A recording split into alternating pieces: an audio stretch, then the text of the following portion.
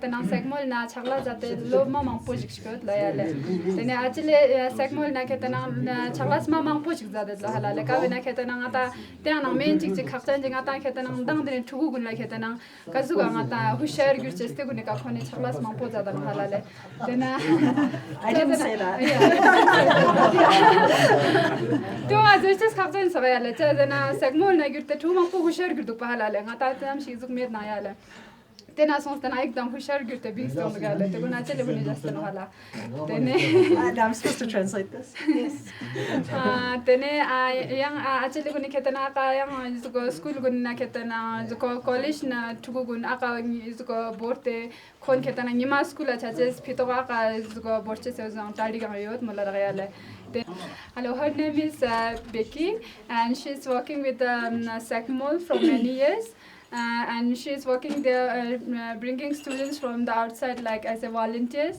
Thank you so much, Julie. I got to know Setan here from Setan Dolma. She's a student at SECMOL, and she's a first-year student at and studying arts and history. And she comes from East Ladakh. Yeah.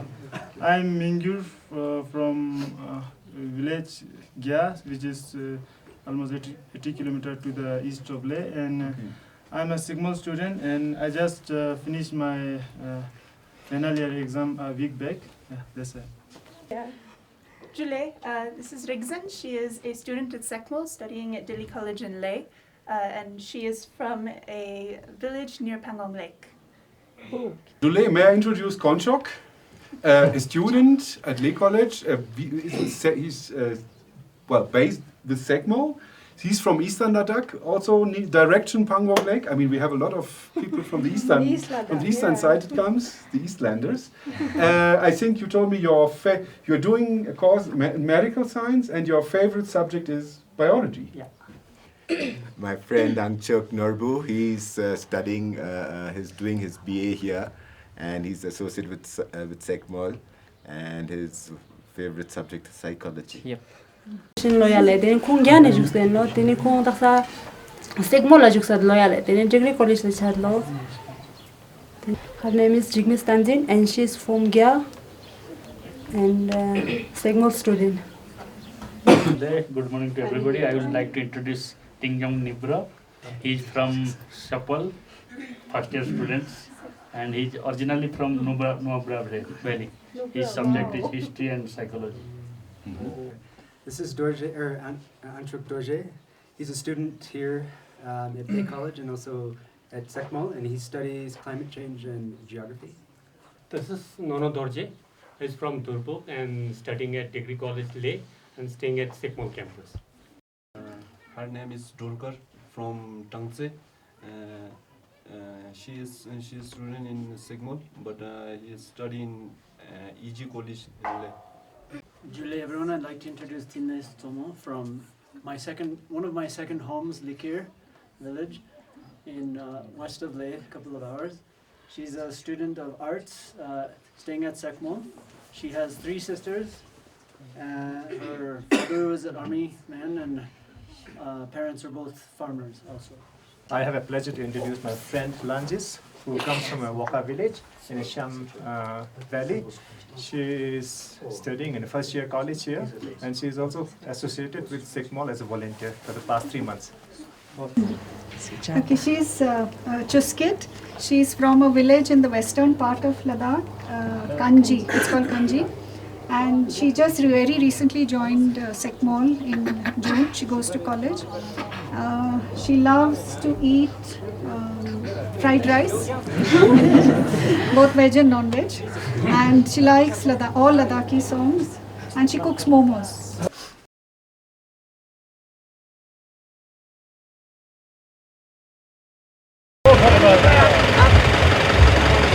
So the students we have currently, we have 2 programs for Ladakhi students. One is 1 year called Foundation Year.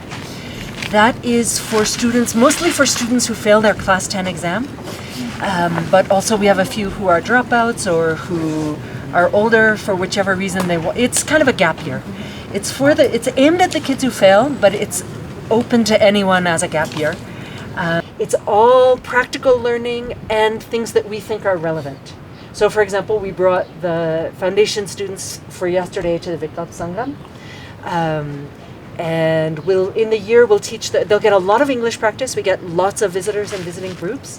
For science class, it's not the 10th syllabus, which is really detailed science, which they don't understand. They memorize it for their exams and they don't understand, mitosis and meiosis and the, cell wall and stuff. So what we teach is stuff that's practical or relevant or interesting. Or if they ask about something, then we can bring that in. So we definitely will do solar energy and solar heat, and also not even solar, but how to keep a house warm in Ladakh.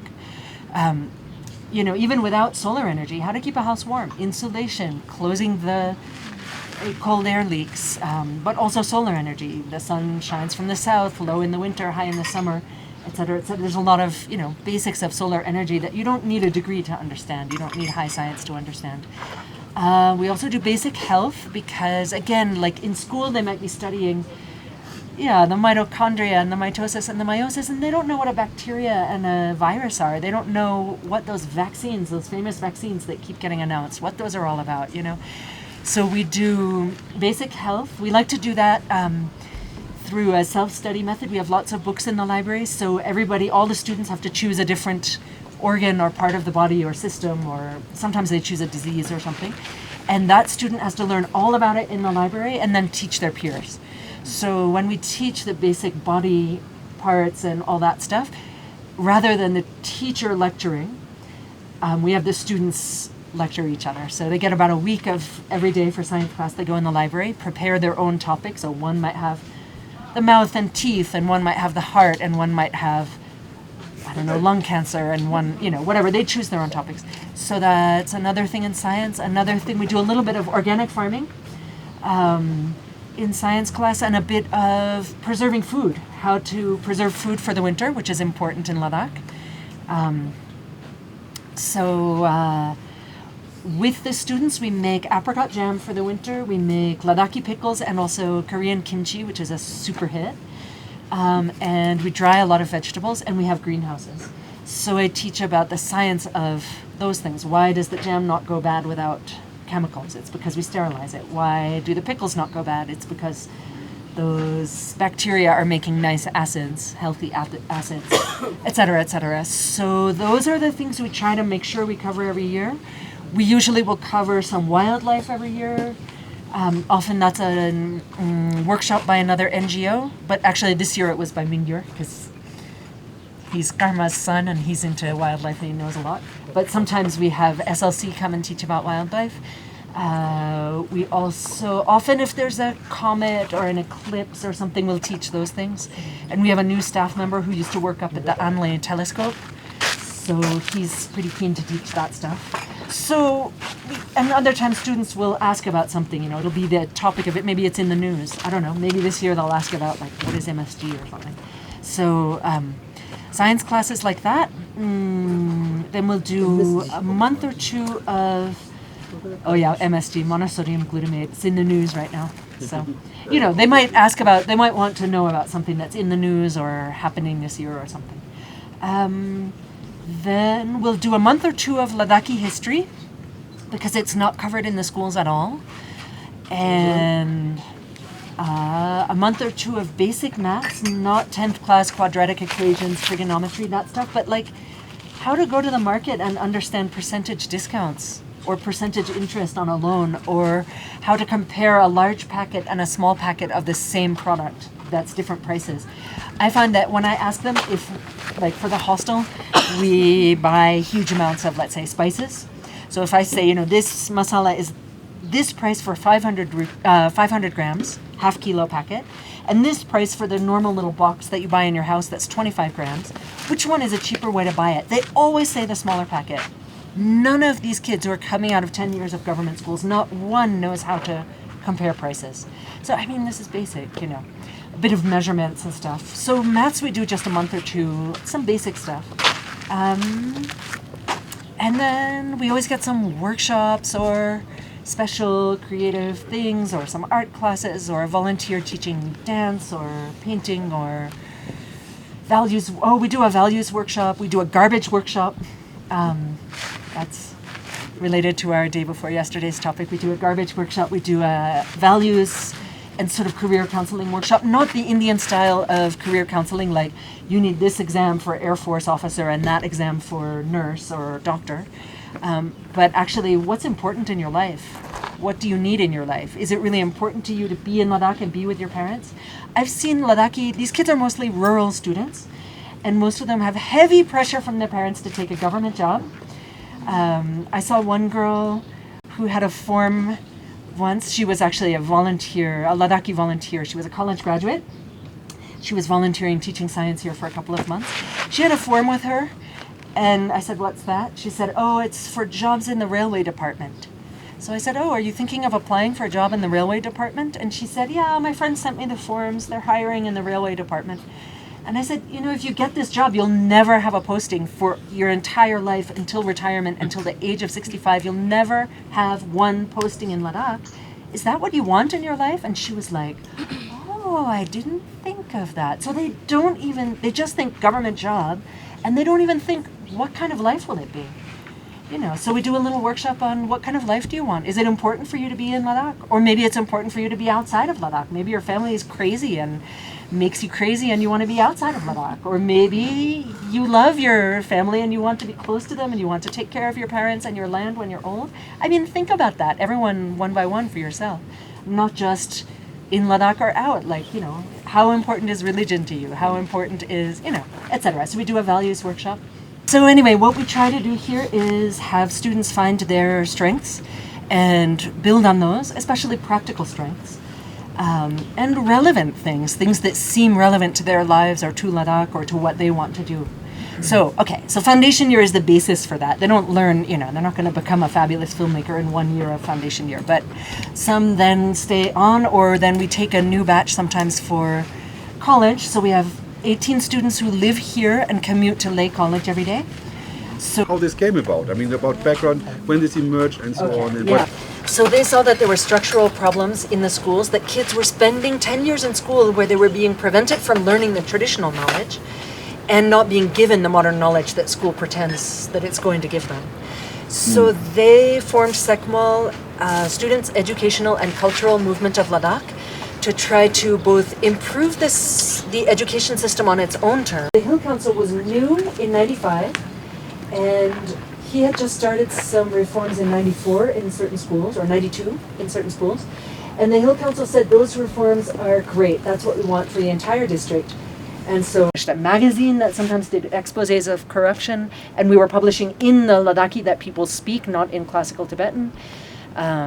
So right there we made two enemies. One, we made the enemies of the Tibetan scholars who think that if you write this language, you have to write Tibetan. It shouldn't be Ladakhi that Ladakhis can understand. It should only be Tibetan.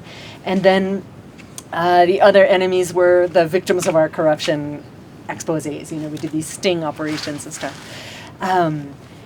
And just generally working with the government and the villagers, mobilizing villagers to make the schools function.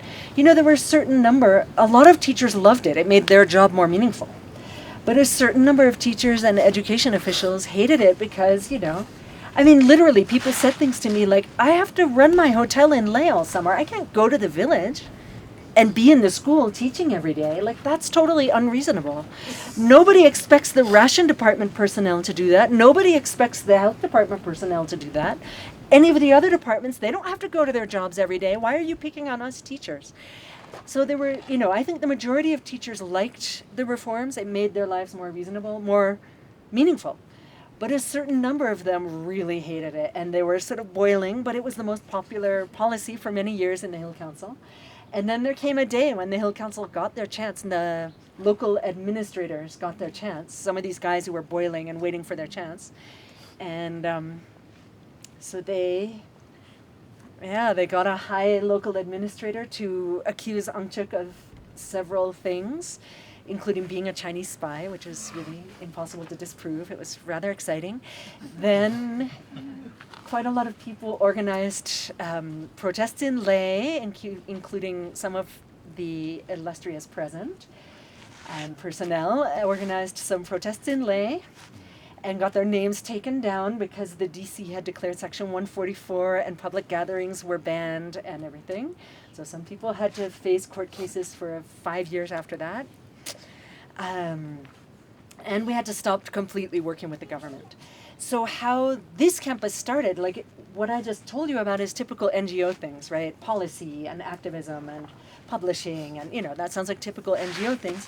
At the same time, you may have noticed that Angchuk has two main characteristics. One is he's an activist at heart, and the other is he's an inventor at heart. Especially, he loves to invent things that use free resources or waste resources or renewable resources.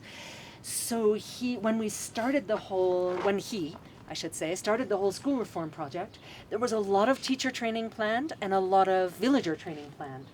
And so the idea was, let's make a renewable energy, a renewable resources campus that won't have much running costs.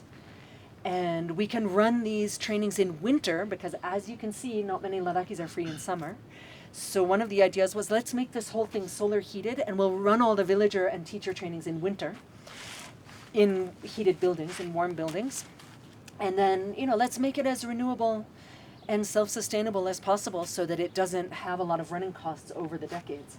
So, and he loves inventing. So he invented these, the solar buildings,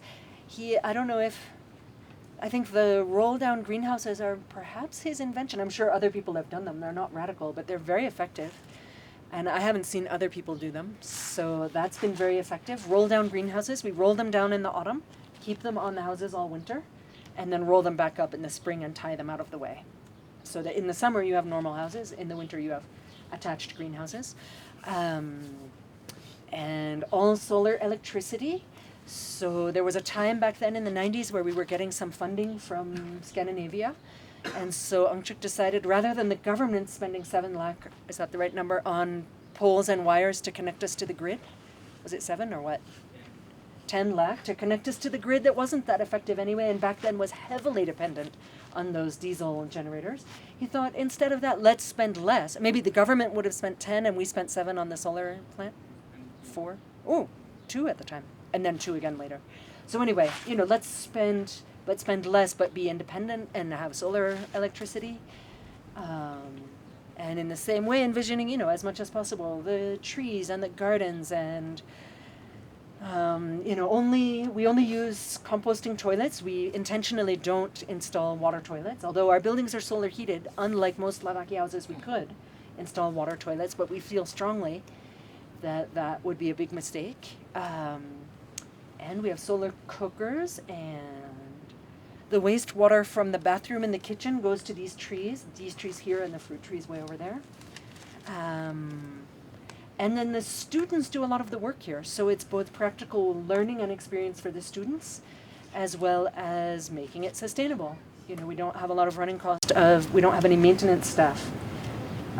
So all the staff also teach almost all the staff also teach something else or do something else, as well as maintaining something or other. So we always aimed to be self-reliant, not to depend on any grants. So what is more important of today is we don't take any grants from any organizations or government. And how you run in that situation is, raising funds. I like to see it as 3/3 of the whole budget. A third we raise through income generating activities like hosting students from around the world, from Denmark, England, Japan, or wherever they come, and we charge. A third, I like to say, we eliminate. For example, we have our own heating, we have no budgets. There are 5 who are doing earth buildings and solar buildings. Okay. And there are a few doing local food value addition stuff. Okay. It's an offshoot of the Ice Stupa project, which is a Ladakhi solution to a Ladakhi problem.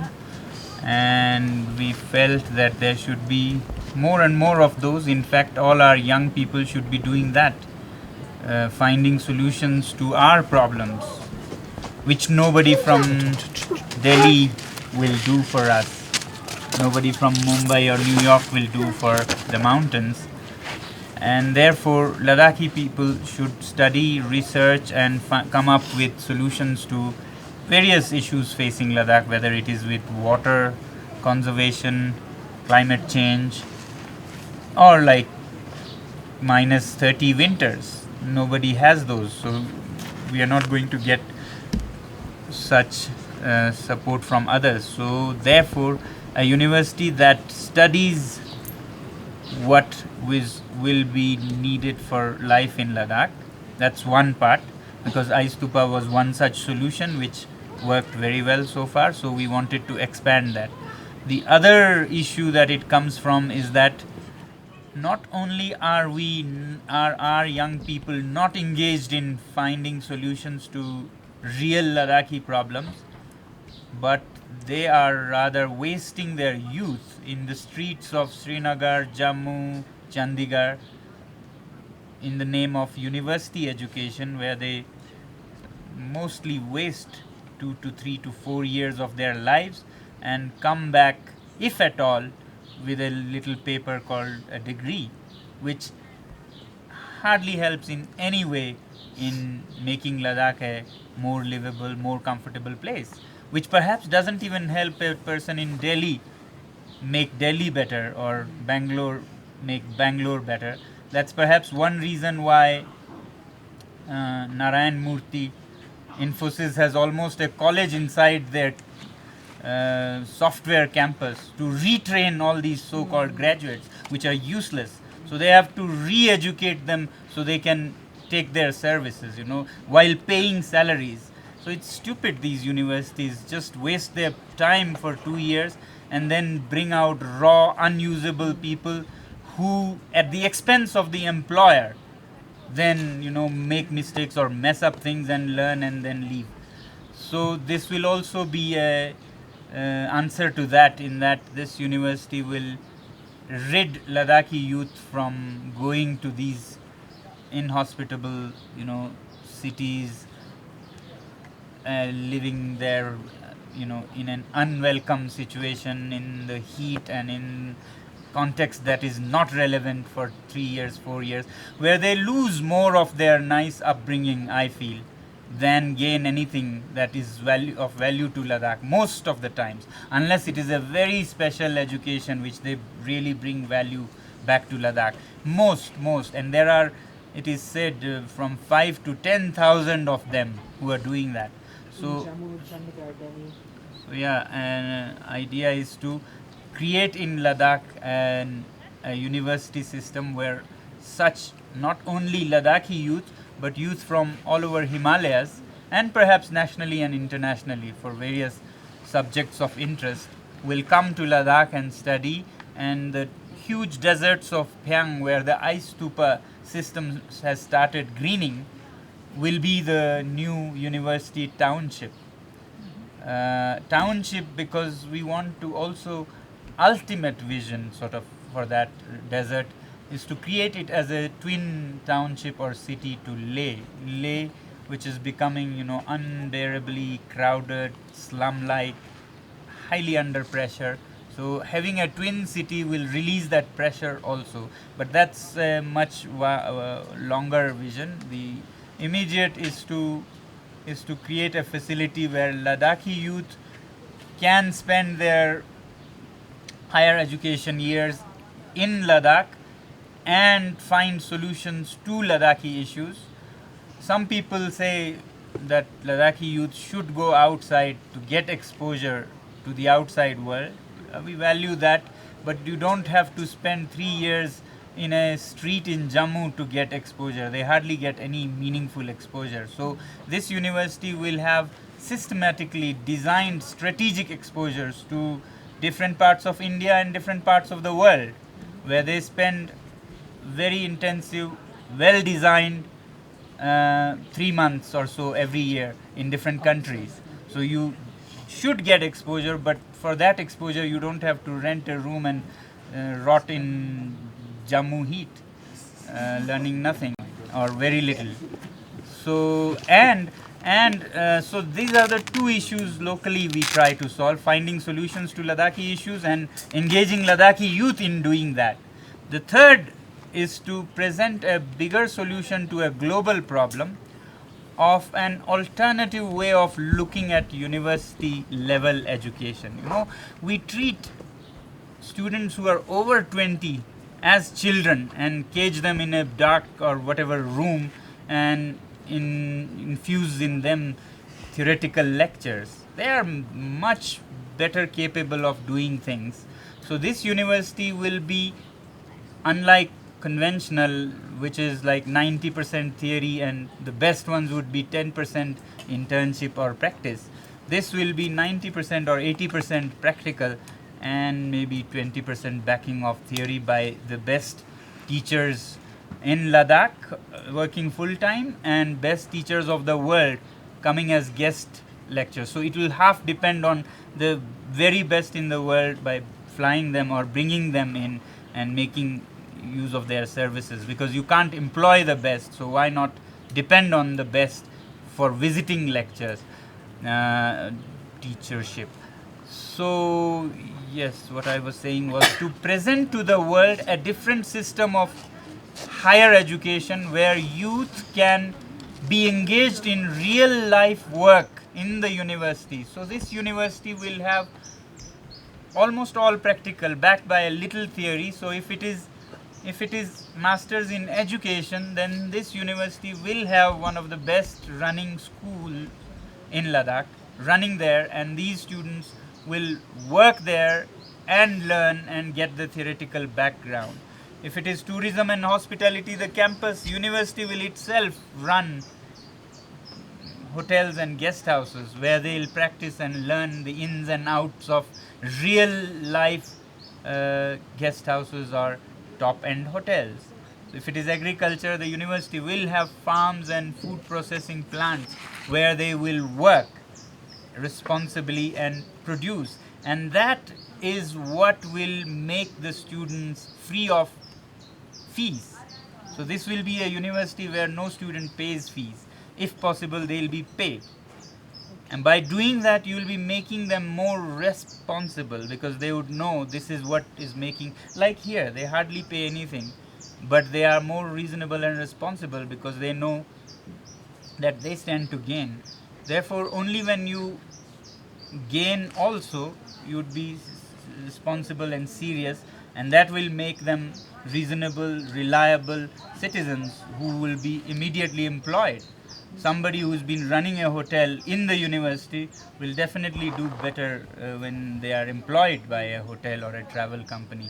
So that's another aspect we would like to bring, with the philosophy that people after 16 are very well capable of not only handling themselves but handling a lot. We don't trust them, we rip them of all abilities and responsibilities, and therefore run into teenager problems and all such things because we don't let their energy out in practical, real, usable things. So glacier, which has been an experiment in Ladakh for some time, spearheaded by Mr. Norfel in the recent years, but centuries we have had a tradition of making what we call seeding ice glaciers manually. Now the traditional system is part art, part science, part myth, superstition. For example, in the traditional system you get a mother glacier and a father glacier and then expect it to grow. But what I'm saying is there is a history of people of this western Tibet at least growing glaciers where they need it. And in recent years Mr. Norfel was doing that by more scientific way of freezing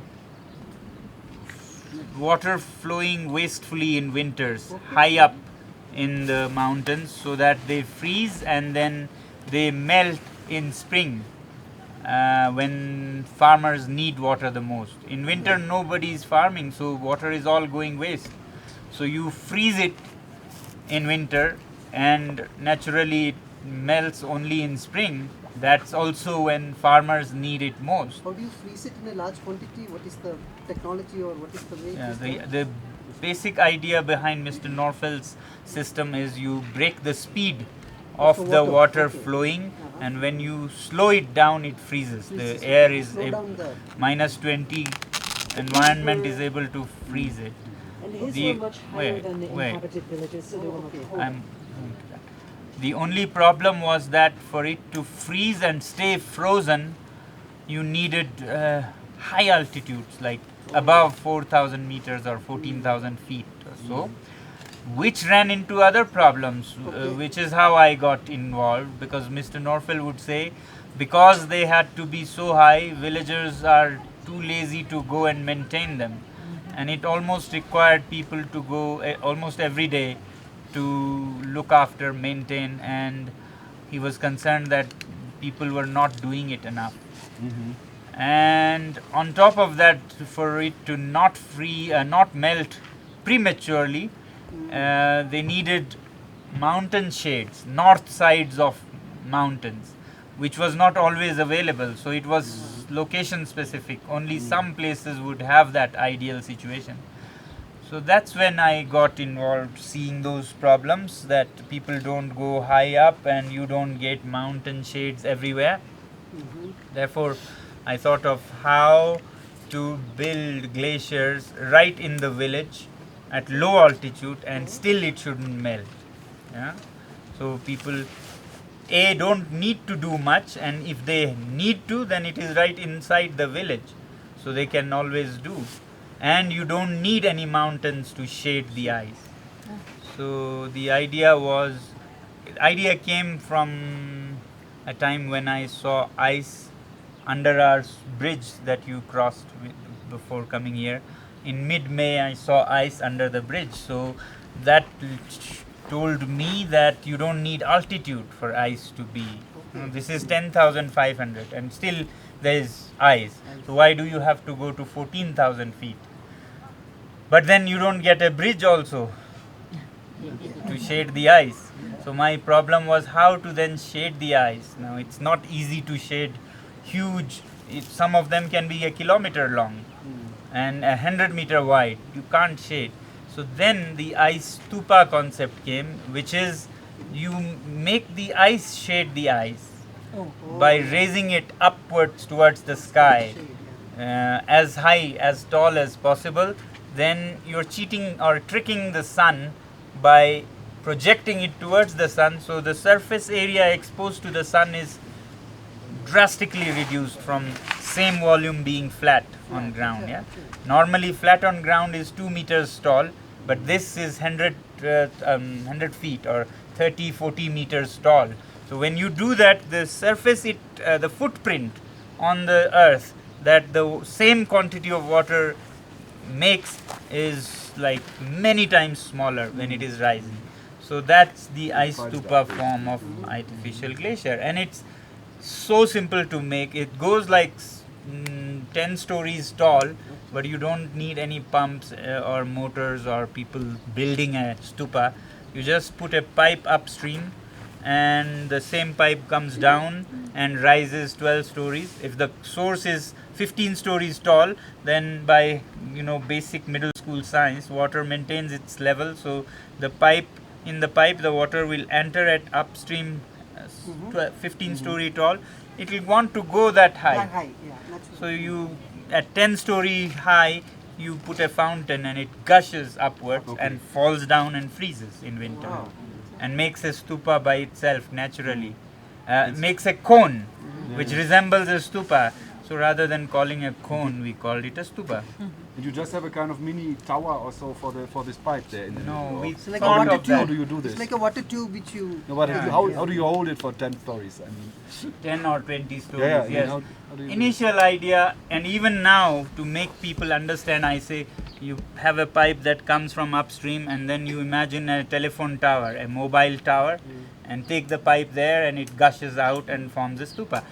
But then we found these mobile towers can cost like $1 million.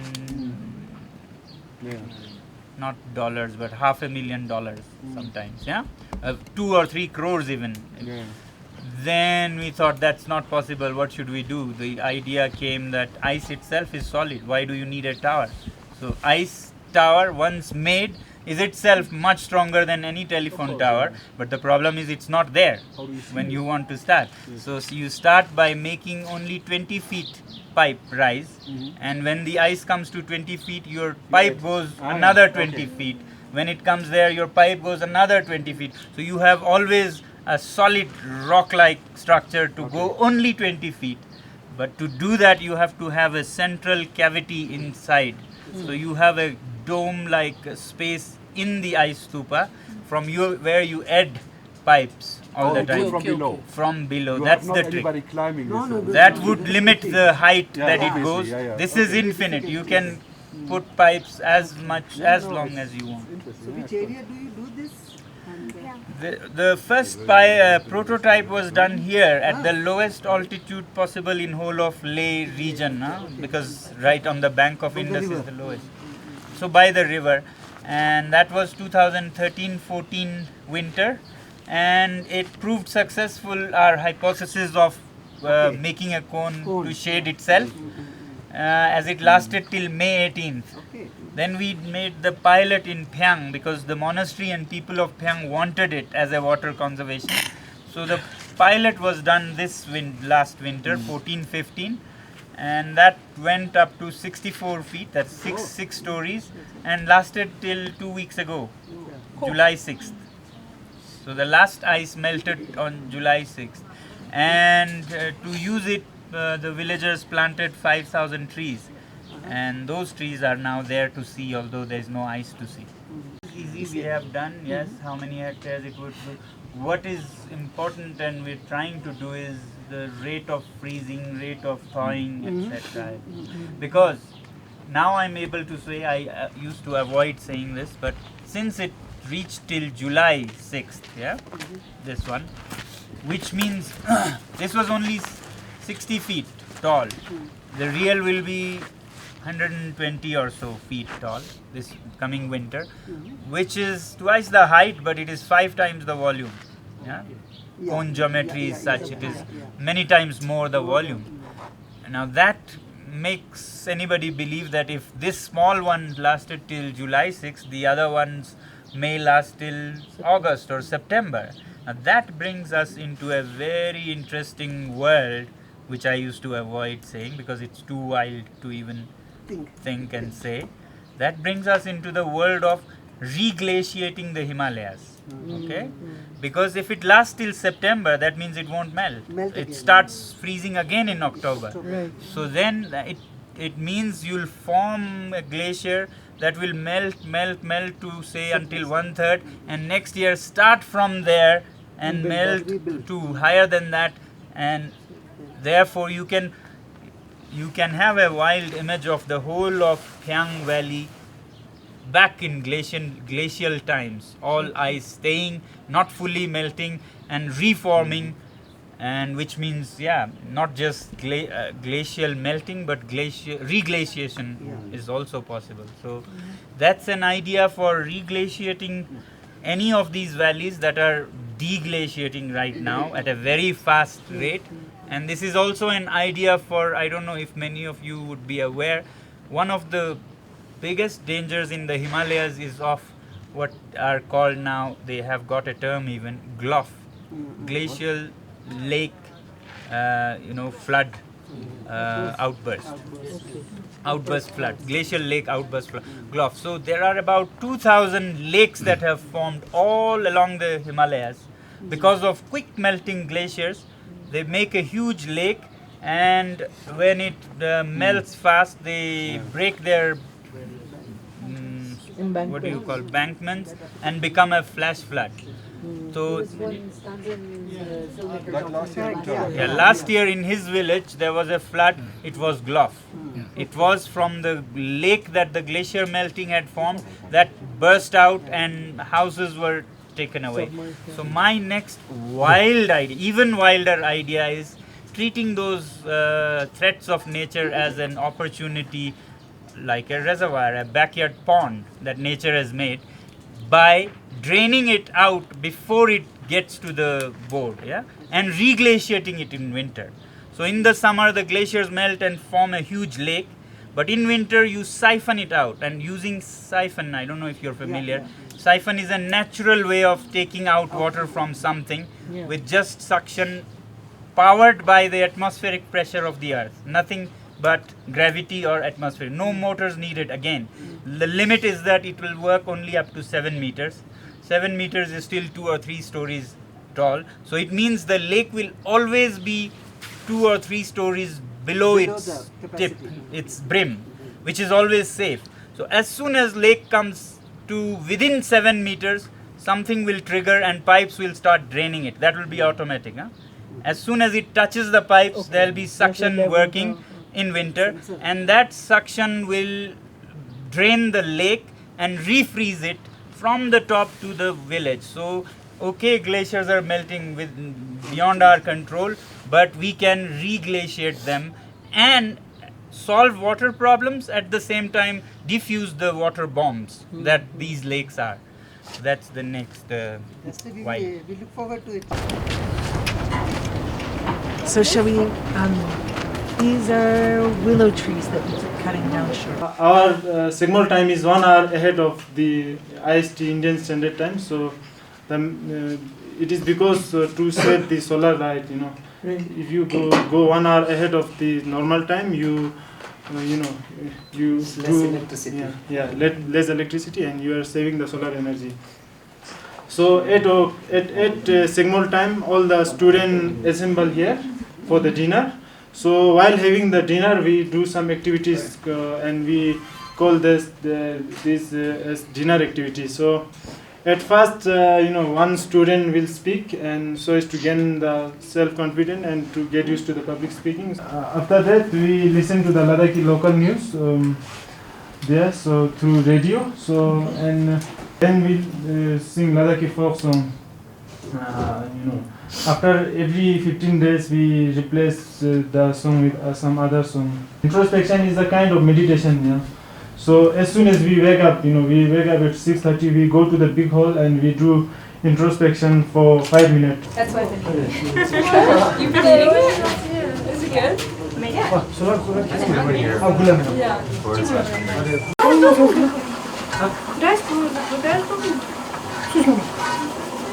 That's understood.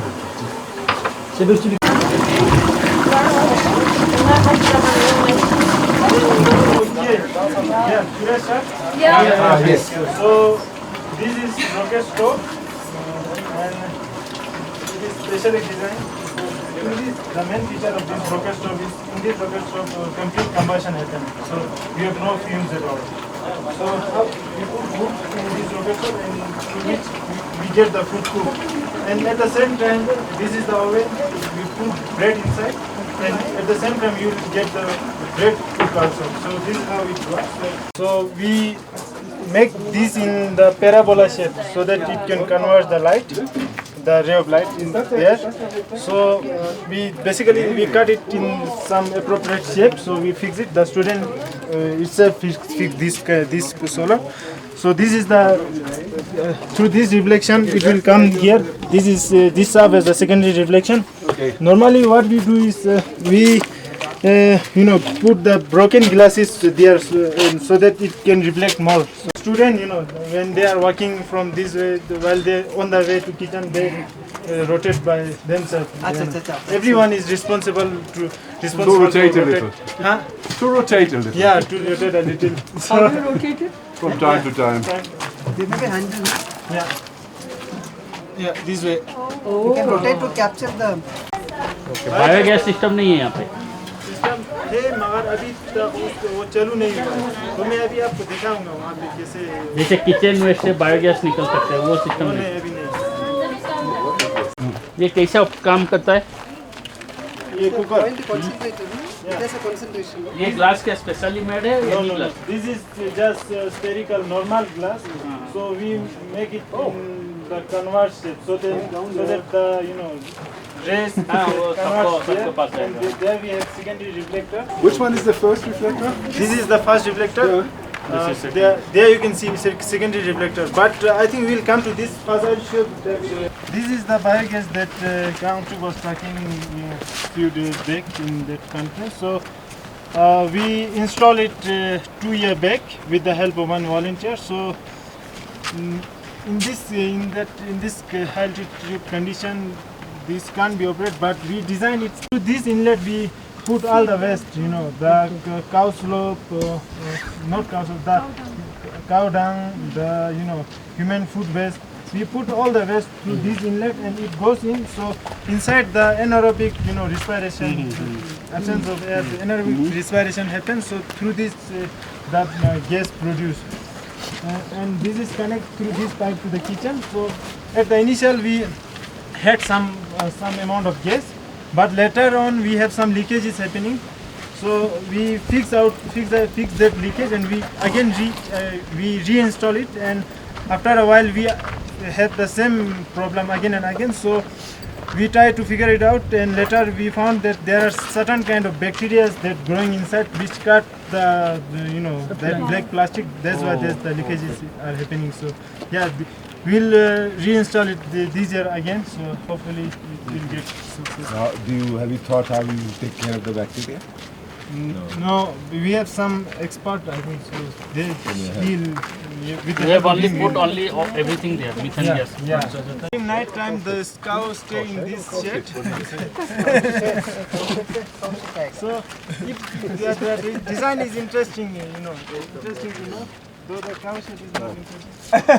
So design is interesting. So you have the hair store behind, Group sunna, chigen sunna, aka chitte winter we have sunlight also. We do have sunlight. Kaltes patch na ika khaji sama sun chizen ma sera skip ko me stane khaji khana khaji chano khaji scan khaji chano chone lona chich tosh alfa alfa no se chara to no pe lo somri we always try to be self-sustained, so we have 3 cows who produce milk. So right now only 1 cow is functional. So only 1 cow is only only 1 cow give the problem of snow leopards or no. Only 1 cow give milk. So we close one chamber for 1 year and let the other chamber open for 1 other year. So we use the open chamber for whole 1 year, and as the one chamber get filled, we close it again and use the other chamber. And we let the filled chamber at easy for whole 1 year.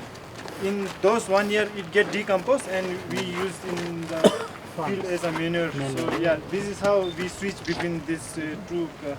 But in this, does the urine and the water get mixed when you use? No, we don't use water. That's the problem. No, we don't use water. No water. After this whole building, whole building are ramped up. So you may ramped up. Have you heard about it? Ramp means you again compress gas. So from Basgo, this is known as popularly known as Basgo clay. So other is fine clay. You will get to see when you go back. You see, at the Spituk on the right side, you will get to see some fine clay. We call that Markalaga, and the other soil is sandy clay. So we mix that at equal some. There is some ratio. Yes, at ratio there are some proportion. So if we mix that at equal proportion, it is more stronger than the cement. So you will get to see if you go there. We have. We also run some art construction course. Himself run. So during those courses we construct all these houses. So you can also check whether it is strong or some hay into it, no? Hay or fiber or something, no? This is straw clay. No, this is straw bricks. This is different. This is different. Yeah. So what does this black plastic do is one thing is this will make the soil warm. The other thing that this black plastic do is right now this is in unorganized way, but normally it is in this way, because in summer we grow it in the open field. So we have the plastic, and we have this black plastic. during daytime it will absorb as It much will- as heat. So the ground will warm up, and that saves it through the night. Yeah. Okay, good, fine. I mean, But this one, beautiful. Yeah. how it will grow, where it will grow. So ये lining Yeah, अपना through this lining. बीच में grow करते हो. So you basically concentrate the heat on the ground, and this Yeah, keeps the warm, it keeps the ground warm even in these very cold nights. And you have. Seeds. So this is how it works, and in winter it's very good. And the other thing is this is drip irrigation. Yeah. Oh, yeah. So oftentimes we heard from people that due to scarcity of water we are not able to grow the vegetable and all this. So this drip irrigation, how this works is, so only the droplets of water will be fall on the seed.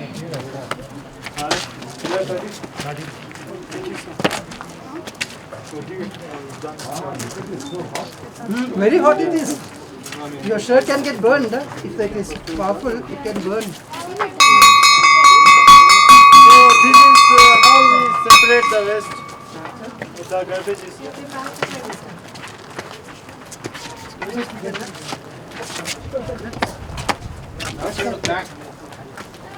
No, not natural nuts. Nuts and bolts. Up there, so through which we get the electricity. We have panels and battery there, so through panel, if the battery gets charged, and we have 24-hour electricity. Back on there? Down there on the bank. It's very below. far. Yeah, below. So And it charges up the battery.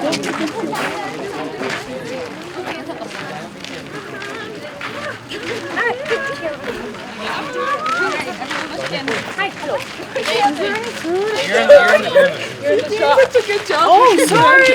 Oh, no.